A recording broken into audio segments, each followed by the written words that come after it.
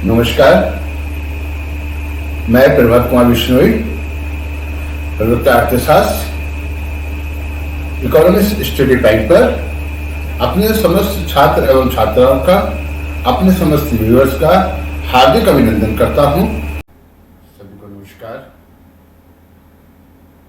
मैं Prabhat Kumar Bishnoi, economics study pack पर अपने समस्त व्यूअर्स का, अपने समस्त छात्र छात्राओं का हार्दिक अभिनंदन करता हूं। साथियों, आज हम अध्ययन करने जा रहे हैं रिकार्डो की तुलनात्मक लागत सिद्धांत का, रिकॉर्डियन थ्योरी ऑफ कंपैरेटिव कॉस्ट। साथियों, प्रतिष्ठित अर्थशास्त्रियों द्वारा प्रतिपादित यह सिद्धांत वस्तु के उत्पादन में श्रम विभाजन सिद्धांत का ही विस्तार है। श्रम विभाजन के बारे में आप जानते ही होंगे, खैर थोड़ा सा बता देता हूं। श्रम विभाजन जब किसी उत्पादन क्रिया को अनेक सूक्ष्म क्रियाओं में बांट लिया जाता है और पृथक पृथक व्यक्तियों को वह क्रिया करने के लिए दी जाती है और उनके सामूहिक प्रयास से किसी एक वस्तु का उत्पादन होता है, तो इसे जटिल श्रम विभाजन कहते हैं। जब व्यावसायिक कार्यों का बंटवारा होता है, भिन्न भिन्न लोग अपनी इच्छा के अनुसार पैसे व्यवसाय अपना लेते हैं, जैसे दर्जी सिलाई का कार्य, लोहार लोहे की वस्तुएं बनाने का कार्य, सुनार सोने की वस्तुएं बनाने का कार्य, नाई बाल काटने का कार्य। इसी प्रकार बहुत सारे लोग हैं, भिन्न भिन्न क्रियाकलाप करते हैं, तो इसे आर्थिक क्रियाओं का सरल श्रम विभाजन कहा जाता है। यानी जो श्रम विभाजन होता है उसके द्वारा उत्पादन बहुत तीव्रता से होता है और वस्तुओं में गुणवत्ता आती है। ठीक है, आधुनिक जो हमारी व्यवस्था है, आर्थिक व्यवस्था और श्रम विभाजन पर ही आधारित है। ठीक है, एक ही कार्य को नियंत्रण करते करते व्यक्ति कार्य कुशल हो जाता है और उस कार्य को निपुणता के साथ करता है, जिससे अधिकतम उत्पादन होता है न्यूनतम लागत पर। तो साथियों, श्रम विभाजन के बारे में बताने के लिए बहुत कुछ है, लेकिन आप समझ गए होंगे श्रम विभाजन के लिए। तो आज जो है हम रिकार्डो का जो तुलनात्मक लागत सिद्धांत, जैसे कि भी हमने बताया कि वो श्रम विभाजन सिद्धांत का ही विस्तार है। सर्वप्रथम इस सिद्धांत का वैज्ञानिक जो व्याख्या है डेविड रिकार्डो ने की है और इसीलिए इस सिद्धांत को उनके नाम से जाना जाता है, रिकॉर्डियन थ्योरी कंपैरेटिव कॉस्ट। ठीक है, रिकार्डो का तुलनात्मक लागत सिद्धांत, the Ricardian theory of comparative cost. तो ये जो सिद्धांत है, इस सिद्धांत का प्रोफेसर जे एस मिल और प्रोफेसर कैनिज ने तथा वेस्टवेल ने इस सिद्धांत का विस्तार किया है और यह सिद्धांत यह बताता है कि अंतर्राष्ट्रीय व्यापार में दो देशों के बीच वस्तु के विनिमय का जो आधार है वो तुलनात्मक लागत सिद्धांत है। तो इस सिद्धांत का जो मूल सार है उसे हम समझने का प्रयास करते हैं। सिद्धांत का मूल जो सार है वो इसमें निहित है कि अंतर्राष्ट्रीय क्षेत्र में जो विविध वस्तुओं के उत्पादन में जो लागतों का जो अंतर है, वो कहिए कि तुलनात्मक लागतों का जो अंतर आता है वो श्रम की यानी साधनों की विविधता के कारण उत्पन्न होता है। जो साधन होते हैं वो प्रत्येक देश में भिन्न भिन्न होते हैं, उनमें भिन्नता होती है और इसलिए तुलनात्मक लागत अलग अलग होती है। ठीक है, एक देश उन्हीं वस्तुओं को उत्पादन और निर्यात करने में विशिष्टीकरण प्राप्त करेगा या कर लेता है, जिनके उत्पादन में उसे तुलनात्मक रूप से लाभ प्राप्त होता है और उस वस्तु के अतिरेक को, यानी जो आधिक्य उसने उत्पादित किया है, उसे विनिमय करके अन्य आवश्यक वस्तुओं का वो है जो कि अपने देश में कम उत्पादन लागत पर नहीं उत्पन्न कर सकता है, उनका वह आयात कर लेता है और इस प्रकार अंतर्राष्ट्रीय व्यापार में लाभ प्राप्त करता है। तो अंतर्राष्ट्रीय व्यापार का जो आधार है वो तुलनात्मक लागत जो है वो उसका आधार है। तो साथियों, इस कहिए कि जो तुलनात्मक लागत सिद्धांत है, इसकी जो परिभाषाएं हैं या जो व्याख्याएं हैं जिन जिन अर्थशास्त्री ने किए, मैं उनको आपको बता रहा हूँ। डेविड रिकार्डो ने इसकी व्याख्या की है। डेविड रिकार्डो ने इसकी व्याख्या करते हुए कहा है कि यदि दो व्यक्ति हैं और वे दोनों ही जूते और टोप बना सकते हैं, उनमें से एक व्यक्ति जूते और टोप दोनों ही बनाने में श्रेष्ठ है, वह यानी कि टॉप बनाने में अपने प्रतिद्वंदी से 20% और जूते बनाने में अपने प्रतिद्वंदी से 33.5% अधिक कुशल है। तो क्या यह दोनों के हित में नहीं होगा कि कुशल व्यक्ति केवल जूते बनाए और दूसरा व्यक्ति केवल टॉप? अगर ऐसा होगा तो उनको लाभ होगा।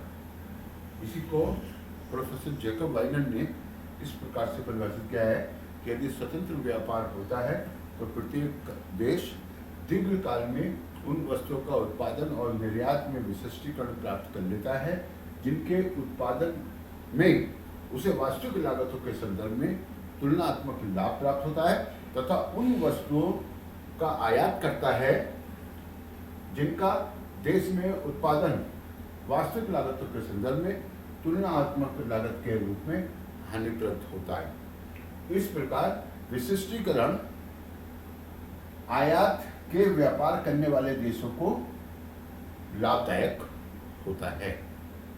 तो यही बात उन्होंने की है कि एक तो स्वतंत्र व्यापार हो और दीर्घकाल में तो क्या होगा कि प्रत्येक देश ऐसी वस्तु के उत्पादन में विशिष्टीकरण प्राप्त करेगा उत्पादन और निर्यात में, जो अपने यहाँ तुलनात्मक रूप से कम लागत पर उत्पन्न कर देता है और उन वस्तुओं यानी कि उन वस्तुओं का आयात करेगा जिनका उत्पादन वह वास्तविक लागतों के संदर्भ में कहिए कि नहीं कर, मतलब अपने देश में कम लागतों पर नहीं कर पा रहा है।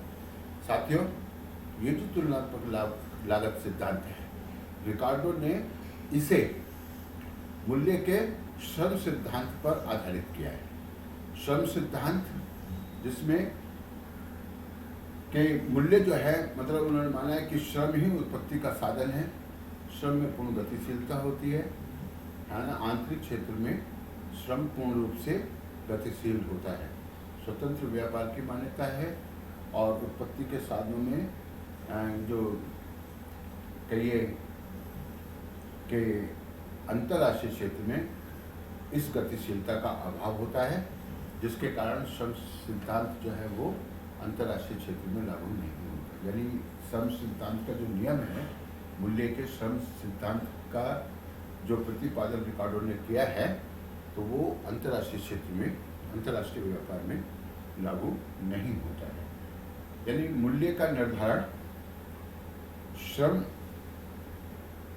के द्वारा होता है, ठीक है। तुलनात्मक श्रम के द्वारा मूल्य का निर्धारण होता है, इस बात को रिकार्डो ने माना है।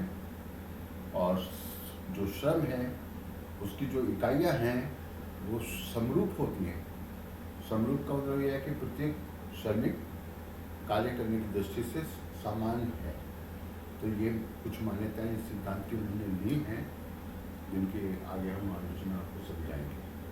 चलिए, जैकब वाइनर का आपने देखा, और वेस्टेबल के मत अनुसार एक डॉक्टर बागवानी का कार्य माली से अधिक कुशलता के साथ कर सकता है।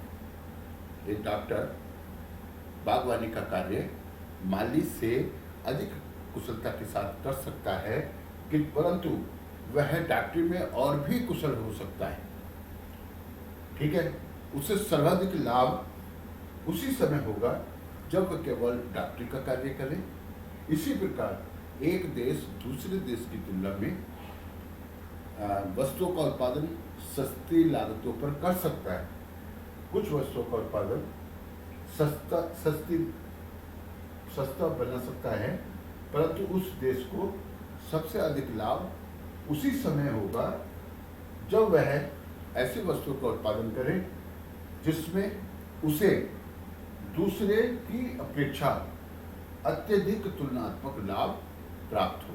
तो साथियों, आप समझ गए होंगे कि तुलनात्मक लाभ का सिद्धांत ये बताता है कि यदि भारत को सूती वस्त्र बनाने में विशिष्टीकरण प्राप्त है, अर्थात सूती वस्त्र बनाने की जो तकनीक है वो भारत में है, मशीनें हैं भारत में है, कपास का उत्पादन भारत में होता है, सस्ता श्रम भारत में है, कम्युनिकेशन के साधन भारत में, यानी जो विशिष्टीकरण है भारत को प्राप्त है। और उधर दूसरी तरफ इंग्लैंड है। इंग्लैंड को शराब के उत्पादन में विशिष्टीकरण प्राप्त है। इंग्लैंड में सूती वस्त्र की जो लागत है बहुत ऊंची है। भारत में शराब के उत्पादन की लागत ऊंची है। तो ये बेहतर होगा कि भारत केवल सूती वस्त्र का उत्पादन करे और इंग्लैंड शराब का उत्पादन करे, तथा अपने सूती वस्त्र को विदेशों में भेजकर वहाँ से वो शराब का आयात करे। तो इस प्रकार से यदि व्यापार होगा तो दोनों देशों को तुलनात्मक लाभ प्राप्त होगा। यह सिद्धांत है।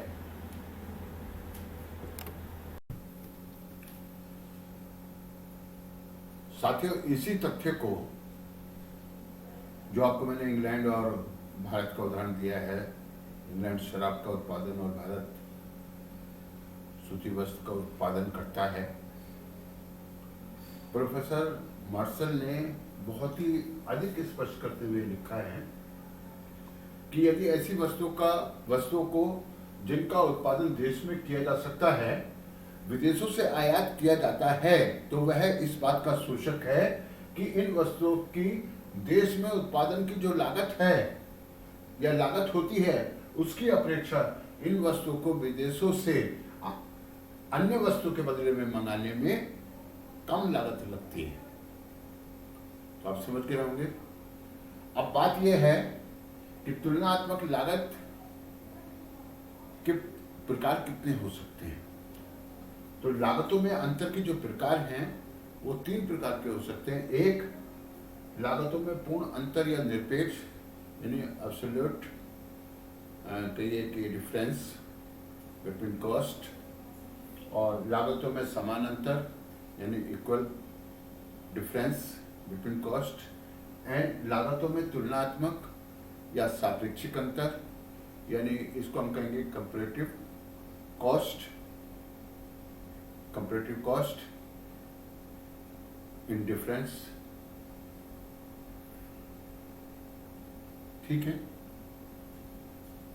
तो लागतों में जो पूर्ण अंतर या निरपेक्ष अंतर है उसकी हम चर्चा करें। ठीक है, तो इसको हम इस प्रकार से कह सकते हैं कि जब कोई देश दूसरे देश की तुलना में किसी वस्तु का उत्पादन उस देश की तुलना में कम लागत पर कर लेता है और दूसरा देश किसी दूसरी वस्तु का उत्पादन पहले देश की तुलना में कम लागत पर कर लेता है, तो दोनों की लागतों में जो अंतर है पूर्ण अंतर है यानी निरपेक्ष अंतर है। आइए इसको एक तालिका और उदाहरण की सहायता से समझते हैं। साथियों, लागतों में पूर्ण या निरपेक्ष अंतर की स्थिति में दो देश विशिष्टीकरण का लाभ अंतर्राष्ट्रीय व्यापार में तुलनात्मक लागत सिद्धांत के अंतर्गत प्राप्त कर सकते हैं। यहाँ पर हमने दो देश लिए हैं, एक भारत, दूसरा पाकिस्तान,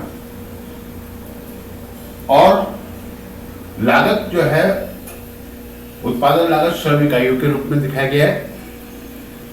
कपास और जूट का दोनों देश उत्पादन कर रहे हैं। भारत में कपास की एक इकाई को उत्पन्न करने के लिए 20 श्रमिक लगाने पड़ते हैं, जबकि जूट की एक इकाई को उत्पन्न करने के लिए 10 श्रमिक लगाने पड़ते हैं। इस प्रकार भारत में जूट और कपास की जो उत्पादन लागत का अनुपात है वो 2:1 है। इधर पाकिस्तान में जो कपास और जूट के उत्पादन लागत है उसका अनुपात 1:2 है। ठीक है, अब देखिए, यदि भारत एक इकाई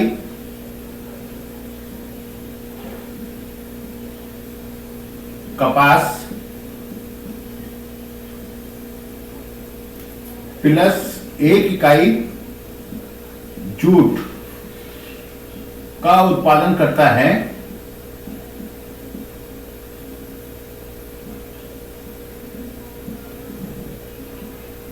तो कुल उत्पादन लागत होगी 20 श्रमिक प्लस 10 श्रमिक बराबर 30 श्रमिक। इसी प्रकार यदि पाकिस्तान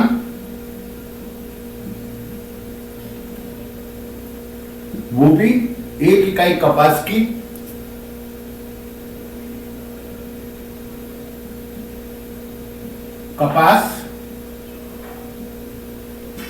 तथा एक इकाई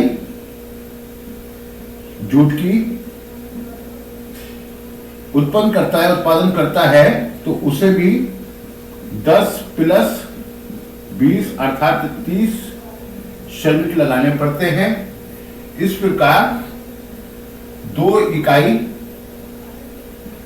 कपास प्लस 2 इकाई जूट उत्पन्न करने में दोनों देशों को 60 श्रमिक लगाने पड़ेंगे। ये विशिष्टीकरण से पूर्व की स्थिति है, बिना विशिष्टीकरण के। अब यदि दोनों देश विशिष्टीकरण प्राप्त कर लें तो यहां तालिका को देखने से स्पष्ट है कि पाकिस्तान को कपास के उत्पादन में भारत पर विशिष्टीकरण प्राप्त है, जबकि भारत को जूट के उत्पादन पर पाकिस्तान पर विशिष्टीकरण प्राप्त है। अब यदि दोनों देश विशिष्टीकरण को अपना लें तो दोनों देशों को किस प्रकार से लाभ हो सकता है। देखिए, भारत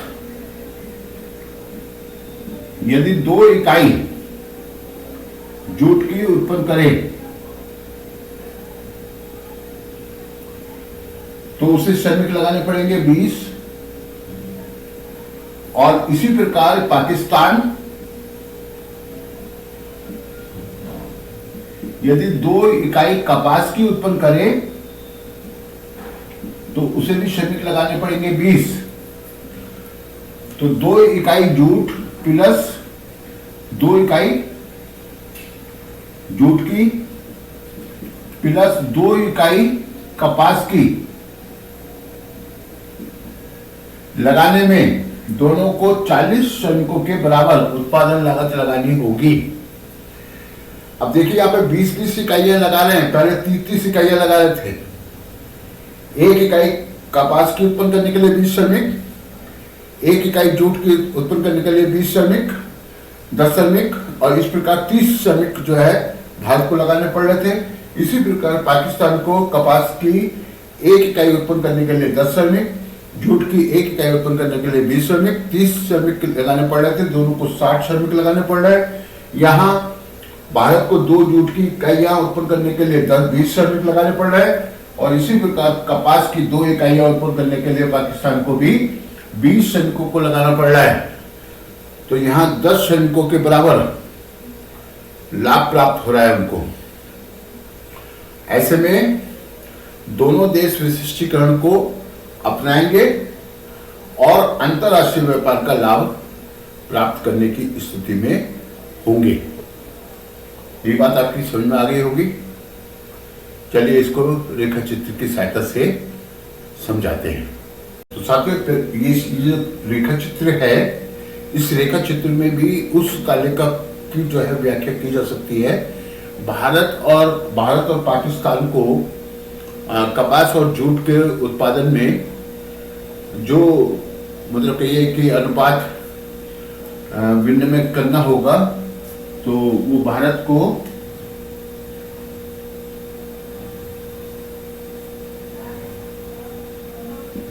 का विनिमय अनुपात होगा यानी 2:1, यानी 2 कपास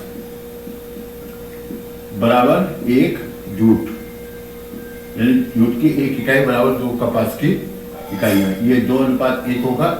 और पाकिस्तान में 1 कपास 2 जूट, तो ये अनुपात पाकिस्तान में होगा। इसी आधार पर ये रेखा चित्र बना है और यहाँ पर ये दिखाया जा रहा है कि AB रेखा ये भारत की है, ठीक है, और AC रेखा ये पाकिस्तान की है। तो दोनों जो है तुलनात्मक जो लाभ उनको प्राप्त हो रहा है वो BC के बराबर तुलनात्मक लाभ दोनों को प्राप्त हो रहा है। यदि 5 इकाइयां कपास की भारत को प्राप्त होती हैं तो उसे 2.5 इकाइयां जूट की देनी पड़ती है। इसी प्रकार यदि पाकिस्तान 5 इकाइयां कपास की देता है तो जूट की उसको 10 इकाइयां प्राप्त हो जाती है। तो ये जो तुलनात्मक लागत है BC के बराबर तुलनात्मक लाभ दोनों देशों को प्राप्त हो रहा है। तो ये रेखा चित्र है इसका, इसको ध्यान से। साथियों, जब लागतों में समान अंतर होता है तो कोई भी देश तुलनात्मक लागत सिद्धांत के अनुसार विशिष्टीकरण को नहीं अपना पाएगा। और ऐसा तब होगा जब दोनों देशों में दोनों वस्तुओं के जो कहिए कि उत्पादन लागत का अनुपात है वो इक्वल होगा, बराबर होगा। जैसे यहाँ भारत की बात करें तो कपास और जूट का जो उत्पादन है, जो उसकी उत्पादन लागत है वो 100 और 50 है। अगर इसको उत्पादन में हम देखें, इसको अनुपात में हम देखें तो 2:1 ये अनुपात भारत में कपास और जूट का है। और यही अनुपात यानी 80:40 यानी 1:2 यही अनुपात पाकिस्तान में है। तो यानी कि समान अनुपात है लागतों का, उत्पादन लागतों का, इसलिए कोई भी राष्ट्र विशिष्टीकरण को नहीं अपना पाएगा। और ऐसी स्थिति में अंतर्राष्ट्रीय व्यापार संभव नहीं होगा, क्योंकि दोनों में से किसी को भी लाभ नहीं होगा। आइए इस रेखा चित्र की सहायता से समझते हैं। तो जैसा कि पिछली तालिका में आपको बताया गया कि भारत और पाकिस्तान में जब समान लागतों के अंतर्गत उत्पादन हो रहा है तो ऐसी स्थिति में व्यापार नहीं होगा, क्योंकि दोनों देश आत्मनिर्भरता को अपनाएंगे और विशिष्टीकरण का लाभ उन्हें नहीं मिल पाएगा। इसी चीज को यहाँ पर रेखा चित्र द्वारा दिखाया गया है। AB रेखा ये दोनों देशों की रेखा है और चूंकि दोनों ही देशों में समान अनुपात है इसलिए ये रेखा सेम है, समान है दोनों देशों में और इसलिए किसी प्रकार से कोई अंतर्राष्ट्रीय व्यापार का लाभ उनको नहीं मिल रहा है। ठीक है, तो इस समान लागतों के अंतर्गत ये रेखा चित्र है जिसमें OX अक्ष पर हमने जूट के उत्पादन को तथा OY अक्ष पर कपास के उत्पादन को दिखाया गया है। ठीक है, और दोनों देशों में समान अनुपात होने के कारण यानी कि 2:1 होने के कारण जो है समान अनुपात है, इसलिए दोनों देश आत्मनिर्भरता को अपनाएंगे और किसी प्रकार से अंतर्राष्ट्रीय व्यापार का तुलनात्मक लागत सिद्धांत के अनुसार उनको कोई लाभ प्राप्त नहीं होगा। साथियों, अब लागतों में सापेक्ष अंतर, अभी तक हमने जो देखा लागतों में पूर्ण या निरपेक्ष अंतर, लागतों में समान अंतर और अब लागतों में सापेक्ष अंतर। सापेक्ष यानी तुलनात्मक। देखिए, ये जो तालिका हमने बनाई है इसमें जो देश दिखाए भारत और पाकिस्तान है। कपास के उत्पादन और जूट के उत्पादन में भारत को दोनों ही वस्तु के उत्पादन में लाभ यानी कि पाकिस्तान की तुलना में जो उसकी लागतें हैं कम हैं, लेकिन अच्छा ये होगा कि कपास के उत्पादन में जो है उसको 80 इकाइयों श्रम इकाइयों के बराबर 1 इकाई उत्पन्न करने के लिए कपास की खर्च करना पड़ रहा है, उत्पादन लागत लगानी पड़ रही है। तो यदि वह कपास के उत्पादन में विशिष्टीकरण हासिल करे और इसी प्रकार पाकिस्तान को जो है जूट में 100 इकाइयाँ श्रम की लगानी पड़ रही है, 1 इकाई जूट की प्राप्त करने के लिए श्रम की 100 इकाइयाँ लगानी पड़ रही है। तो यहाँ पाकिस्तान अगर ये जूट के उत्पादन में विशिष्टीकरण प्राप्त करने से दोनों देशों को तुलनात्मक लाभ प्राप्त होगा। अब देखते हैं कि इन दोनों में यानी भारत में जूट और कपास के उत्पादन में जो है जो अनुपात है वो क्या है अनुपात है। तो यहाँ पर 1 अनुपात यानी जूट की 1 इकाई अनुपात 0.89, इससे इसको भाग करेंगे तो 0.89 कपास की इकाइयां, ये अनुपात है भारत का। और पाकिस्तान का जो अनुपात है वो है जूट की 1 इकाई बराबर कपास की 1.2 इकाइयां।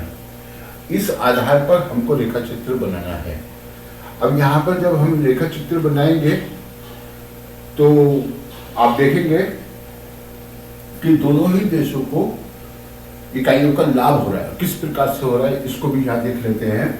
यदि भारत यानी बिना व्यापार किए विशिष्टीकरण किए यदि भारत जो है कपास की और जूट की 1-1 इकाई उत्पन्न करे तो उसे कितने श्रमिकों के बराबर लगाना पड़ेगा, यानी 1 कपास की इकाई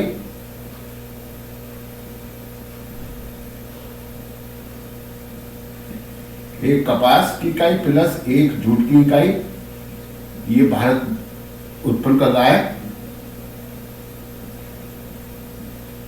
तो उसको खर्च करना पड़ रहा है कितना 80 धन 90 बराबर 170 श्रम इकाइयां। ठीक है, इतना उत्पादन करना उत्पादन लागतें लगानी पड़ रही है। इसी प्रकार पाकिस्तान को 1 कपास और 1 जूट की इकाई उत्पन्न करने के लिए कितनी श्रम इकाइयां लगानी पड़ रही है 120 धन 100 यानी 220 इकाइयों के बराबर श्रम इकाइयां लगानी पड़ रही है। तो यहाँ पर कुल कितना खर्च करना पड़ रहा है 390 इकाइयों श्रम इकाइयां खर्च करनी पड़ रही है। ये व्यापार पूर्व की स्थिति है। व्यापार के पश्चात यदि दोनों देश व्यापार करें, भारत केवल कपास का उत्पादन करे और पाकिस्तान केवल जूट का उत्पादन करे तो 2 इकाई भारत को 2 इकाई कपास उत्पन्न करने के लिए जो लागत लगानी पड़ेगी 80 धन 80, यानी 2 इकाइयां पैदा करनी है तो 160 इकाई श्रम इकाइयों के बराबर उत्पादन लागत लगानी पड़ेगी। इसी प्रकार पाकिस्तान को 2 इकाई जूट की पैदा करने के लिए 100 धन 100 200 इकाइयों के बराबर खर्च करना पड़ेगा। इसको यानी कि 360 इकाइयां खर्च करनी पड़ेगी। अब यहाँ देखने से स्पष्ट है कि पहले 390 इकाइयों के बराबर श्रम इकाइयां उत्पादन में लगानी पड़ी दोनों को, अब केवल 360 इकाइयों को लगाना पड़ रहा है, अर्थात 30 श्रम इकाइयों के बराबर यहाँ पर तुलनात्मक लाभ लागत के रूप में प्राप्त हो रहा है। अब इसको जो है अगर हम रेखा चित्र बनाएंगे तो वो भी यहाँ पर परिलक्षित होगा। अभी सीधे सीधे देखिए कि अगर पाकिस्तान 120 रुपए में 120 श्रम इकाइयों में 1 इकाई कपास की पैदा कर रहा है और 100 श्रम इकाइयों में 1 जूट की, तो कुल 220 श्रमिकों के बराबर उसको खर्च करना पड़ रहा है, लेकिन यहाँ पर 200 यानी 20 श्रम इकाइयों की बचत उसको हो रही है। और इसी प्रकार भारत को 80 धन 90 170 के बराबर खर्च करना पड़ रहा है, लेकिन यहाँ 160 के बराबर यानी 10 जो श्रम इकाइयां वो भारत को बचत हो रही है। ये जो है सापेक्ष लागतों के अंतर्गत दोनों देश विशिष्टीकरण को अपनाएं तो दोनों देशों को लाभ होगा। भारत कपास का उत्पादन करे और पाकिस्तान जूट का उत्पादन करे तो दोनों देशों को अंतर्राष्ट्रीय तुलनात्मक व्यापार से लाभ होगा। चलिए इसको रेखा चित्र की सहायता से स्पष्ट करते हैं। ये जो रेखा चित्र हमने यहाँ बनाया है, भारत में जो जूट और कपास का अनुपात है वो 1 जूट की इकाई बराबर 0.89 कपास की इकाइयां।